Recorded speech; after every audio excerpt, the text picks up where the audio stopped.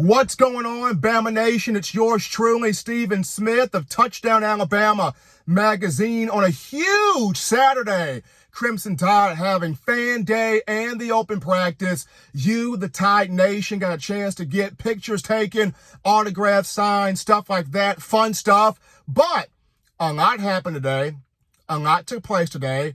Let's get to it. Starting with the quarterbacks, no one has separated yet. Somebody's got to win this job. Like, somebody got to be the perfectly baked cake coming out this oven. I know Saban loves his whole cake analogy with Grandma Saban and, not rushing the cake. But somebody got to take this cake, be ready, be done, be prepared. Let's play football here with it. In terms of Jalen Milroe, Ty Simpson, and Tyler Buchner, all three guys inconsistent today. Had some good moments and then had some rough moments. Jalen Milroe, we know what he can do with his legs. Had some good moments with his arm, but also had 2 or 3 balls, intermediate to wide receivers, that he one hop in the dirt. Didn't necessarily have that highlight play that makes you go, wow. We know he's talented. We know he's gifted, but he's got to get the passing game going here on a consistent basis. When you look at Ty Simpson at the open practice, he had a couple of those NFL dang throws. He had 1-2 Emmanuel Henderson. He had 1-2 Isaiah Bond, but Simpson inconsistent also. He one-hopped the ball in the dirt. He had an interception. And according to one source in particular, I was told there are moments where Simpson can make NFL throws. And then there's moments where he stares down his receiver. Got to get that fixed. Got to get that cleaned up. Got to get that better. And of course, Tyler Buchner, the transfer from Notre Dame, he's still trying to learn things. He's trying to learn the system, the players, the terminology. Had some good moments there, and the option look there in open practice, but still at times looks lost. Understand that because he is a summer guy. When you look at the 2 freshmen, Dylan Larnigan and Eli Holstein, Dylan Larnigan, strong arm, I was told, great arm. Will not take a lot of chances down the field, but processes well, has a great arm. He'll continue to grow. Eli Holstein, cannon for an arm, big size, big kid, still trying to grow as well. But when you look at Milroe, Simpson, and Buchner, somebody has to take the job between these 3. They were inconsistent here in the open practice. You guys know how much I like those pancakes. Not eating pancakes, I'm talking pancake blocks. The big men up front, the offensive line. And Alabama's offensive line trying to be mean, nasty, dominant, physical in this upcoming season. We saw some different things here from the first team starting offensive line, particularly on the left side in the open practice. First and foremost, we got an interesting battle here at left tackle between Elijah Pritchett and Kadyn Proctor. Both got reps there at that left tackle position. I was told by a source, Proctor looked really good out there. 6'7", 354-pounder, former 5-star, looked really good out there. So Elijah Pritchett is trying to fend off Kadyn Proctor. That's going to be very, very tough for him. But that's the situation there at left tackle from the open practice. At left guard, another battle. This one, Darian Dalcourt versus big Terrence Ferguson. Ferg had some first-team reps out there and did more than just hold his own. Really played well, really dominated up front, really latched on to defensive lineman, showed what he can do and showed why he was a 4-star coming out of the 2021 or 2022 class, but T. Ferg can play.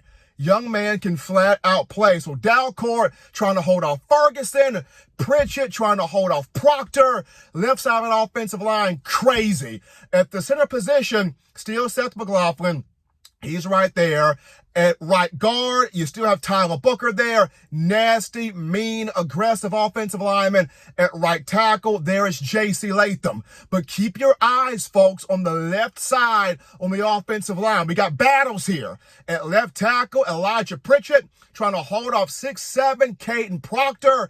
and Darian Dalcourt trying to hold off Terrence Ferguson. We got some battles here at fall camp, especially on the offensive line. And we continue with the tight end position. Very intriguing one. Alabama, a lot of depth, a lot of talent there under one Joe Cox, the position coach for the tight ends.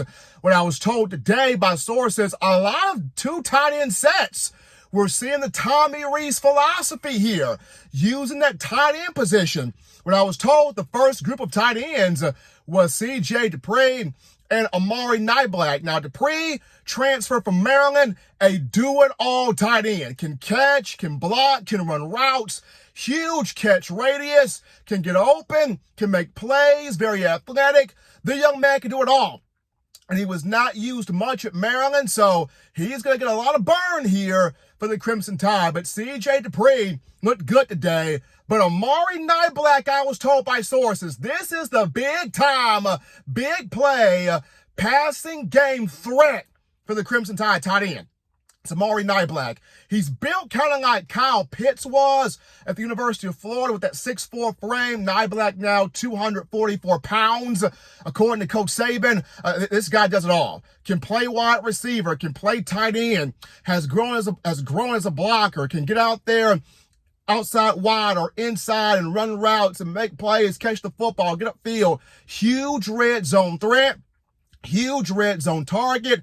Keep your eyes on Amari Niblack. Per sources, he is the Crimson Tide's biggest pass game, big play threat there, red zone threat at the tight end position. And then Danny Lewis Jr., I mean, the guy's just solid hands, solid build.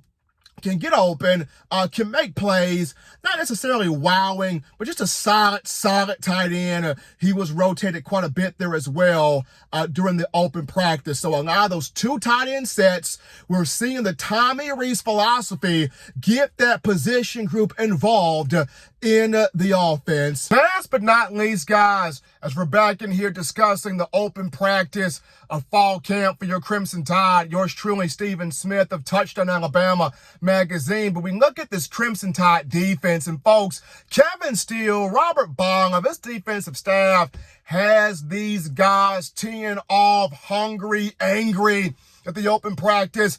A lot of guys getting sacks. Justin Eboigbe got a sack out there. Deontay Lawson got a sack out there. A big Quindarius Robinson a sack out there. Guys consistently getting to the quarterback and making plays. But just looking at this from a schematic standpoint, rotational standpoint of that first team defensive line, looks like Tim Smith, Justin Eboigbe, and Jaheim Oatis. That's the first team offensive line, Tim Smith, Justin Eboigbe, and Jaheim Oatis. For second team defensive line, looks like Tim Keenan III. He has stepped up. Jordan Renaud, the freshman, got some looks out there. Jordan Renaud, and then the man's got Damon Payne. So Payne, Renaud, Tim Keenan, second team defensive line. First team, Eboigbe, Oatis, Tim Smith. Now, when you look at your first team nickel defense, it looks like Eboigbe, Oatis, Tim Smith, that's your defensive lineman. Your linebackers, Chris Braswell, Jihad Campbell, Deontay Lawson, Dallas Turner. Your defensive backs, Kool-Aid McKinstry, Terrion Arnold, who really had a good day. Malachi Moore at safety, Caleb Downs at safety, and at that star position, Devontae Smith is at the star position for the first team nickel. Second team nickel, Earl Little got out there, so it looks like Devontae Smith and Earl Little kind of battling it out there at that star role.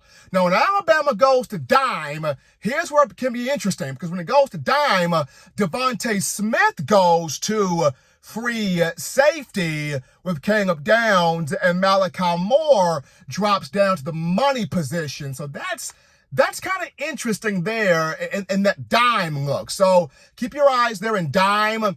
Cornerbacks for the second team defense, you had Antonio Kite and Dez Ricks out there, second team corners on the boundary. Jake Pope, Christian Story, second team safeties out there. Jalen Key got work in there with the second team as a safety. Trey Amos got work out there, second team as a corner, but a lot of moving pieces. Coach Saban talked about this Thursday.